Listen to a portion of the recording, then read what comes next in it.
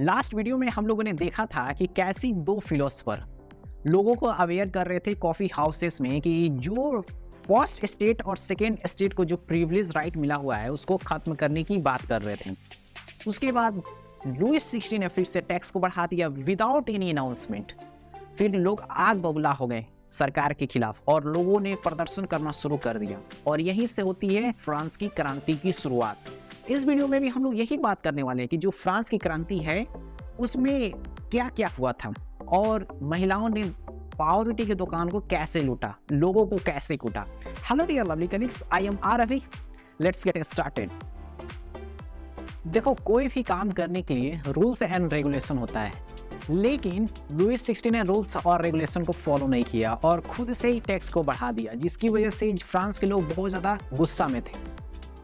State general का rules है कि कोई भी सरकार आ जाए, कोई भी राजा आ जाए, अगर जो टैक्स उसको बढ़ाना है तो उसके लिए स्टेट जनरल की मीटिंग बुलानी होगी, तीनों स्टेट को इनवाइट करना होगा, उसके बाद से वहाँ से वोटिंग होगा, फिर से टैक्स को बढ़ाया जाएगा। लेकिन लुईस 16 ने ऐसा नहीं किया था, उसने अपनी मर्जी से ही टैक्स को बढ़ा दिया था। इसीलिए जितने भी फ्रांस के लोग थे वो आग बबूला हो चुके थे।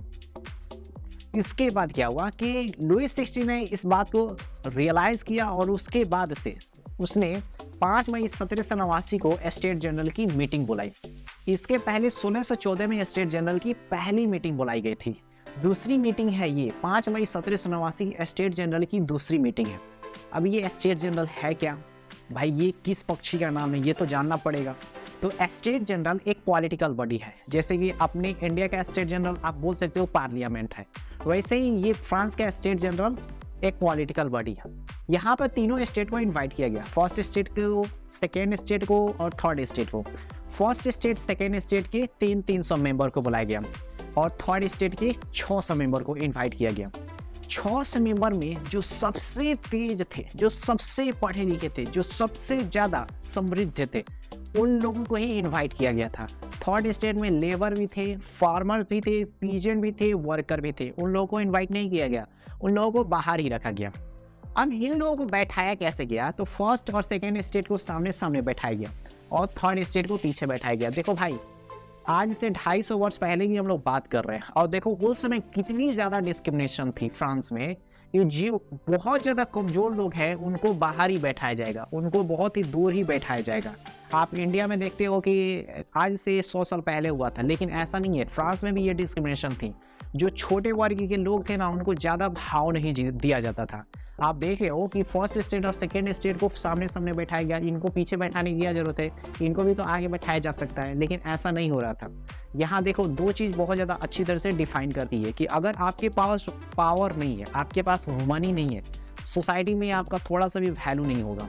अगर आपके पास पावर है, आपके पास मनी है, दोनों में से एक चीज़ है तो सोसाइटी में आपका वैल्यू होगा, नहीं है तो आपका वैल्यू नहीं होगा, क्योंकि इसी पे दुनिया काम करती है। अगर पावर है तो पैसा आ जाएगा, पैसा है तो पावर आ जाएगा। तो आप जहाँ भी हो इस चीज़ के लिए लड़ाई लड़ो, नहीं तो आपको रिस्पेक्ट नहीं मिलेगा, आपको सोसाइटी में वो पोजीशन नहीं मिलेगा जिसके लिए आप मेहनत कर रहे हो, जिसके लिए आप सोच रहे हो, वो आपको नहीं मिल पाएगा। देखो, लोग सोचते हैं कि लेकर क्या जाना है, सब कुछ तो यहीं रह जाएगा, लेकिन अगर जो ऐसा ही सोचते रहोगे तो ग्रोथ नहीं होगा, ह्यूमैनिटी का ग्रोथ नहीं होगा। और क्या हो जाएगा, आप यहीं पर चले जाओगे तो कोई दिक्कत नहीं, आप ऐसे ही रहो, कोई बात नहीं, बहुत सारे लोग हैं काम करने के लिए। देखो, मैं एक स्टोरी बता रहा हूँ। मैं जिस हॉस्टल में रहा करता था ना, मैंने जिस लॉज में रहा करता था, तो वहाँ पे मैंने एक बहुत अच्छा इंसिडेंट्स को देखा। 9 बजे मोटर चलता था और 10 बजे बंद हो जाता था। तो 9 बजे मोटर मकान मालिक चला देता था और जितने भी लोग होते थे वो पानी भर लेते थे, जिनको नहाना होता था वो नहा लेते थे, उसके बाद से नहीं चलता था। लेकिन मैं बाद में जाता था, 11 बजे जाता था, उसके बाद से 12 बजे जाता था, लेकिन वो मोटर का पानी का फ़ायदा नहीं उठा पाता था। तो एक बार मैंने पूछा मकान मालिक से कि आप 11 बजे 12 बजे क्यों नहीं चलाते हो, तो उन्होंने बहुत अच्छा बात बोला था कि देखो, मैं तुम्हारे लिए बैठा नहीं ना रहूँगा, ये प्रिंसिपल है कि अगर जो भी पहले आ जाएगा उसी को बेनिफिट मिलेगा, 10 से और 11 के बीच में जो आएगा उसी को बेनिफिट मिलेगा, अगर उसके बाद से आएगा उसको नहीं मिलेगा। तो हमेशा अपने पावर और मनी के पीछे ही भागो, क्योंकि अल्टीमेटली कुछ लेकर जाना नहीं है, लेकिन दोस्त जितना दिन तक इस पृथ्वी पर रहोगे, डट के रहोगे ना, सोसाइटी में रिस्पेक्टफुल पर्सन कहलाओगे ना, जब जाओगे ना इस दुनिया से, तो जो यंग वंस है, जो आने वाली पीढ़ी है, वो आपको इंस्पिरेशन मानेगी। तो हमेशा अपने आप को इंट्रोड्यूस करने के बारे में सोचो, बेहतर से बेहतर करने के बारे में सोचो। ये मत सोचो कि लेकर थोड़ी जाना है, ये सब छोटी मोटी बातें हैं, ये बहुत घटिया सोच है कि लेकर थोड़ी ही जाना है। अरे भाई, लेकर नहीं जाना है, लेकिन कुछ छोड़ कर तो जाओ। तो यहाँ पर देखो, पावर है जिसके पास, उसको फ्रंट में बैठाया गया, जिसके पास नहीं है उसको देखो पीछे बैठाया गया। कितनी सोचने वाली बात है, कितनी गहराई की बात है, सोच रहे हो ना। तो यहाँ पे थर्ड स्टेट को पीछे बैठाया गया है। अब स्टेट जनरल का एक प्रिंसिपल था कि जो भी टैक्स बढ़ाने का काम होगा उसके लिए सबसे वोटिंग होगा। अब सबसे वोटिंग का मतलब क्या, फर्स्ट स्टेट से एक वोट लिया जाएगा, सेकेंड स्टेट से एक वोट लिया जाएगा और थर्ड स्टेट से भी एक वोट लिया जाएगा। लेकिन थर्ड स्टेट को लोग इसको मानने से इनकार कर दिए। अभी 40,000 लोग पहले से लेटर भेजे हुए हैं। तो इन लोगों ने कहा कि अब ऐसा नहीं चलेगा। लुईस 16 के सामने इन लोगों ने बहुत तेजी से चिल्ला कर बोलने लगे कि लुईस 16, अब ये आपका जो नियम है ना, वो अब नहीं चलेगा। हम लोग इसके खिलाफ जाएंगे, हम लोग इसके खिलाफ में खड़ा होंगे, हम लोग प्रोटेस्ट करेंगे। क्योंकि आप जो ये काम कर रहे हो कि सबसे एक एक वोट ले रहे हो, तो अल्टीमेटली आप टैक्स लोगे किससे, हम ही लोग सुन ले वो लोगे। तो ये थर्ड स्टेट के जो लोग थे वो बहुत ज़्यादा प्रोटेस्ट करने लगे और उन लोगों ने कहा कि अगर जी आपको वोटिंग ही कराना है तो फर्स्ट स्टेट में 300 मेंबर है, 300 मेंबर का वोट लीजिए। सेकेंड स्टेट में 300 मेंबर है, 300 मेंबर का वोट लीजिए। और थर्ड स्टेट में 600 मेंबर है, उन लोगों से वोट लीजिए। और इस तरह से आप वोट लोगे तो टैक्स बढ़ाने में भी दिक्कत नहीं होगा, माने ये सबके लिए इक्वल होगा। तो ये किन की बात है, तो ये रुसेल के जो बुक है द सोशल कॉन्ट्रैक्ट, उसी का बात है। ये एक डेमोक्रेटिक प्रिंसिपल की बात हो रही है। जैसे कि हर मेंबर से वोट लेने का बात किस प्रिंसिपल की बात है, ये तो एक डेमोक्रेटिक नेशन बनाने की बात हो रही है। लेकिन लुईस 16 इसको मानने से बहुत ज़्यादा इनकार कर दिया, क्योंकि वो नहीं चाहता था कि ये जो प्रिंसली राज है, ये जो राजा बनने का जो तरीका है, उसको ख़त्म किया जाना चाहिए। ये उसके बहुत ज़्यादा खिलाफ में था। तो उसने कहा कि नहीं, ऐसा नहीं हो सकता, जो पहले स्टेट जनरल की जो रूल्स है उसी के हिसाब से वोट लिया जाएगा।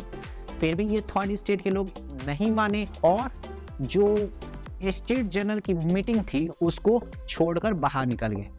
ये लोग खुद को फ्रांस का स्पोक पर्सन मानते थे, थर्ड स्टेट के लोग। अब ये लोग बाहर तो निकल गए। उसके बाद से इन लोगों ने क्या किया कि 20 जून को इंडोर टेनिस हॉल में प्रोटेस्ट करना शुरू कर दिया। लुईस 16 को हटाओ, लुईस 16 को हटाओ, लुईस 16 हम तुमको वोट नहीं देंगे। इस तरह से प्रोटेस्ट करना शुरू कर दिया। जो ये राजशाही वाला शासन है उसको हम चलने नहीं देंगे, हम लोग डेमोक्रेसी कंट्री की स्थापना करेंगे, हम लोग मोनार्ची को ख़त्म कर देंगे। इस तरह से लोगों ने प्रदर्शन करना शुरू कर दिया और इस तरह करते करते उन लोगों ने नेशनल असेंबली के एस्टैब्लिश कर ली। अब ये नेशनल असेंबली क्या है, तो ये एक सुप्रीम पावर है, जो जैसे कि आप पार्लियामेंट को देख लो ना, वो भी एक तरह से नेशनल असेंबली है। वैसे ही इन लोगों ने अपने आप को नेशनल असेंबली घोषित कर लिया, जो थर्ड स्टेट के लोग थे। और ये लुईस 16 के खिलाफ बहुत ज़्यादा प्रोटेस्ट करने लगे, बहुत ज़्यादा एक्सेस मात्रा में प्रोटेस्ट करना शुरू कर दिया। देखे हो ना कि कोई भी जब प्रोटेस्ट होता है तो उसमें कोई ना कोई लोग आ जाते हैं उसको और ज़्यादा बढ़ावा देने के लिए। कोई ना कोई उसमें से एक दो बंदा आ जाता है अपने आप को और ज़्यादा इंट्रोड्यूस करने के लिए और उस प्रोटेस्ट को आगे बढ़ाने के लिए। अब क्यों आता है, क्योंकि उसको बेनिफिट मिल जाता है, उसको अगले इलेक्शन में खड़ा होने का मौका मिल जाता है। आप जनरली देखे होंगे कि कोई भी लड़ाई होती है या किसी मुद्दे पे कोई भी अनशन होता है तो वहाँ पे जो लोग बैठे होते हैं वो तो बैठे ही होते हैं। जो उस गांव का मंत्री होता है वो वहाँ पर आएगा, 2 मिनट भाषण देगा, उसका जितना भी क्रेडिट है खुद को लेगा, खुद पे लेगा और चला जाएगा। वही काम किए थे लोग यहाँ पे, 2 आदमी काम किए थे लोग, मिरब्बो और आबेशिया। इन लोगों ने आया उस प्रोटेस्ट में पार्टिसिपेट किया, जो थर्ड स्टेट के लोग प्रोटेस्ट कर रहे थे। यहाँ पे इन लोगों ने आकर क्या कहा कि देखो, ये जो फ्यूडरल राइट्स है ना, ये जो प्रिविलेज राइट है, इसको ख़त्म होना चाहिए। ये जो फ्यूडरल राइट्स है ना, सिर्फ फर्स्ट स्टेट और सेकेंड स्टेट को ही क्यों मिला है और थर्ड स्टेट से इतना ज़्यादा टैक्स को क्यों उसला जा रहा है। तो ये लोग पहले से ही फर्स्ट स्टेट और सेकेंड स्टेट से बिलोंग करते थे और इन लोगों ने ही प्रोटेस्ट करना शुरू कर दिया। अब ये जो मिरब्बो थे, ये सेकेंड स्टेट से बिलोंग करते थे, आबे शिया थे, ये फर्स्ट स्टेट से बिलोंग करते थे, लेकिन फिर भी ये प्रोटेस्ट कर रहे थे और इन्होंने प्रोटेस्ट करना शुरू कर दिया कि प्रिविलेज राइट को ख़त्म किया जाना चाहिए, प्रिविलेज राइट को ख़त्म करना चाहिए, प्रिविलेज राइट को ख़त्म करने के लिए हम कुछ भी कर सकते हैं। एकदम जोरदार भाषण देना शुरू कर दिया और जो लोग प्रोटेस्ट कर रहे थे वो आग बबला हो चुके थे लुईस 16 के खिलाफ। उधर स्टेट जनरल में मीटिंग भी चल रही थी कि टैक्स को कैसे बढ़ाया जाए या कैसे लोगों की बातों को मनवाया जाए। इस तरह से बहुत ज़्यादा प्रोटेस्ट हो रहा था। प्रोटेस्ट होते ये महीनों तक ये प्रोटेस्ट चलते रहा। महीनों तक लोग रोडों पे बहुत ज़्यादा रैलियाँ करना शुरू कर दिए। बहुत ज़्यादा लोगों ने सामान को नुकसान पहुंचाना शुरू कर दिए। इस तरह से प्रोटेस्ट हो रहा था और बहुत ज़्यादा नुकसान भी हो रहा था देश का। इधर मौसम ख़राब होने की वजह से फसलें ख़राब हो चुकी थीं। जितने भी फसल थे वो बर्बाद हो चुके थे। पावरटी की महंगाई अलग ही सीमा पे बढ़ रही थी, माने इन्फ्लेशन बहुत तेज़ी से ऊपर जा रहा था। और जो पावरटी बेचने वाले जो दुकानदार थे वो पावरटी की जमाखोरी में लगे हुए थे। महिलाएं लाइन में लगे थक जा रही थी कि पावरटी अब मुझे मिल जाए, अब मुझे मिल जाए। जैसे कि डीमोनेटाइजेशन में आप देखे हो ना कि आप लोग पैसे के लिए एटीएम में खड़े हो, सुबह में खड़े होते थे और शाम को अपना लाइन आता था। वैसे ही फ्रांस में ऐसा ही हुआ था। लोग खड़े थे कि अब मुझे पावरटी मिल जाए। अब देखो, किसी को 9 बजे खाने का आदत है और वो सुबह के 6 बजे गया है और उसको 9 बजे भी नहीं मिले, सुबह शाम को 4 बजे मिले, तो वो आग बबला होगा कि नहीं होगा? बिल्कुल हो जाएगा। उसी तरह से जो पावरटी की महंगाई बढ़ रही थी और जमाखोरी भी लगातार हो रही थी, तो महिलाएं बहुत ज़्यादा गुस्सा हो गई और जो दुकानदार था उसके खिलाफ खड़ा हो गई, उसके दुकान को लूट लिया, उसको तोड़ा भी, उसको मोड़ा भी, उसको उठाकर फेंका भी और जितना भी ब्रेड था वो ब्रेड को लूट लिया गया। इसके बाद से 14 जुलाई को लोग गुस्साए हुए थे और वार्सिल को किले को ढा दिया। इस तरह से प्रोटेस्ट आगे बढ़ता गया। अब देखो, ये सिर्फ शहर में हो रहा था। फिर से जो लुईस 16 था उसने आर्मी को अंदर घुसने, पेरिस के अंदर घुसने का आदेश दे दिया। इसके बाद से प्रोटेस्ट आगे बढ़ते गया और थोड़ा सा लोग पहुंचा गांव में अफवाह थोड़ा सा पहुंचा है कि जो लठाए थे वो फसल बर्बाद कर रहे हैं। अब किसान थे बहुत ज़्यादा गर्मी में, बहुत ज़्यादा गुस्साए हुए थे। उन्होंने उठाया लाठी भाला और चल दिए और वेयर हाउस को लूट लिया। सरकार के द्वारा जो वेयर हाउस बनाया गया था उसमें जो किसानों के प्रॉपर्टी के पेपर रखे हुए थे उसको भी लूट लिया, उसको जला लिया, अनाज को लूट कर लेकर भाग गए। बहुत सारे आप न्यूज़ में देखे होंगे कि कहीं भी प्रोटेस्ट होता है तो लोग लूटने में या कूटने में बहुत ज़्यादा विश्वास रखते हैं, ज़्यादा प्रोटेस्ट में विश्वास नहीं रखते हैं। आप देखे होंगे कभी भी कोई पॉलिटिकल पार्टी के इलेक्शन चल रहा हो तो वहाँ खाने पीने की व्यवस्था अगर जो हो तो लोग ज़्यादा खाने पर ध्यान देते हैं, ये नहीं देते हैं कि उस पॉलिटिकल पार्टी ने क्या कर रहा है। ज़्यादातर देखे होंगे, आप अक्सर देख लेते होंगे कि जब प्रधानमंत्री मोदी का कभी मीटिंग हो रहा हो, चाहे कोई इलेक्शन कैंपेन हो रहा हो तो वहाँ भी आप देख सकते हो, या कोई भी पॉलिटिकल पार्टी का जब कोई कैंपेन हो रहा होगा वहाँ भी देख सकते हो। वैसे ही वहाँ भी हो रहा था कि किसान बहुत ज़्यादा बबला हो गए थे और देखा कि यार मेरे फसल को बर्बाद किया जा रहा है, तो उन लोगों ने वेयर हाउस को लूटना शुरू कर दिया और उसके बाद से वहाँ से पेपर उठाए, जो उनके ज़मीन के पेपर थे उसको उठाए और वहाँ से जलाकर राख कर दिए। ये सारी चीज़ें हो ही रही थी और उधर स्टेट असेंबली में भी मीटिंग चल रहा था कि कैसे टैक्स को कम किया जाए। फाइनली जो लुईस 16 था वो थर्ड स्टेट के लोगों की बात को मान लिया और उसने मोनार्ची को ख़त्म करने का एक्सेप्ट किया। माने उसने थर्ड स्टेट के लोगों को जितने भी डिमांड थे उसको माना और उसके बाद से लुईस 16 ने इस जो थर्ड स्टेट के लोग प्रोटेस्ट कर रहे थे उनके डिमांड को सही से एक्सेप्ट किया और उसने लुईस 16 ने 4 अगस्त 1789 को फ्यूडरल सिस्टम को ख़त्म कर दिया। जो प्रिविलेज राइट फर्स्ट स्टेट और सेकेंड स्टेट को मिला हुआ था उसको ख़त्म करने का निर्णय लिया और एक कॉन्स्टिट्यूशन के अकॉर्डिंग सरकार चलाने का मैंने प्रस्ताव रखा। तो यहाँ पे उसने 2 चीज़ को बहुत अच्छी तरह से इंट्रोड्यूस किया। एक तो फ्यूडरल सिस्टम को ख़त्म करने का और दूसरा कि जो चर्च को किसानों की जो ज़मीन दी गई है उसको, मतलब कि फर्स्ट स्टेट के पास है, उसको भी एक्वायर कर लिया। और जो चर्च को किसान टैक्स देते थे, रिलीजियस टैक्स या उसको आप तीथ बोल सकते हो, जो टैक्स दिया जा रहा था उसको भी ख़त्म किया और इस तरह से ख़त्म करने के पास से सरकार के पास से 2 बिलियन लिबरो की करेंसी या 2 बिलियन लिबरो की संपत्ति आ गई।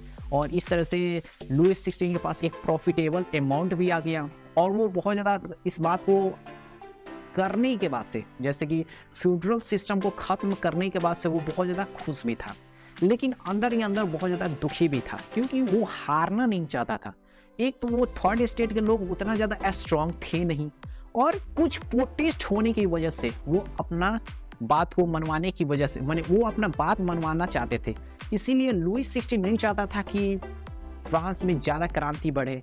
लुईस 16 ये भी नहीं चाहता था कि हमारा जो राज्यपाठ है वो ख़त्म हो।